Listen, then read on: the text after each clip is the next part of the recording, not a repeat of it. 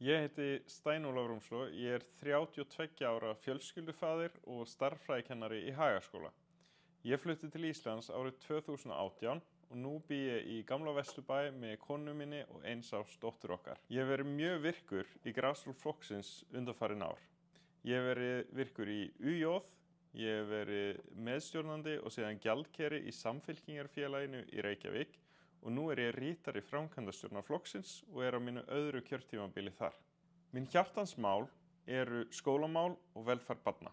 Ég hef unnið sem kennari hátt í áratug, þannig að ég veit hvað er að gerast í skólanum einmitt núna, ég veit hvað er gert vel og ég veit hvað við þurfum að gera betur. Við verðum að grípa betur inn í þegar börn þurfa stuðning, bæði í námi og félagslega.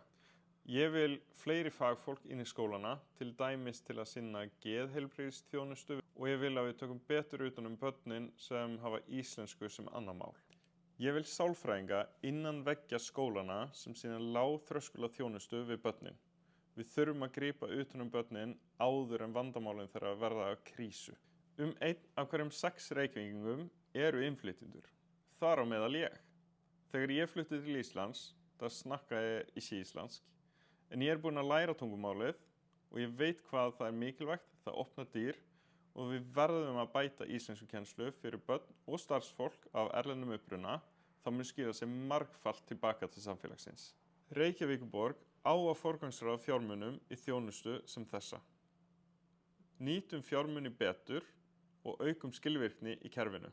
Sleppum dýrum gæluverkefnum og komum í veg fyrir klúður sem skaða traust borgarbúa til okkar. Þannig náum við árangri sem börn, foreldrar og nærsamfélagi allt finnur fyrir. Samfylkingin í Reykjavík á að taka aftur forystu í menntamálum. Til þess þarf kennara með reynslu á gólfinu og skólum borgarinnar á lista. Við setjum vellíðan barna í forgang og tryggjum að þau hafi öll aðgengi að góðri menntun. Það er jafnaðarstefnan í verki.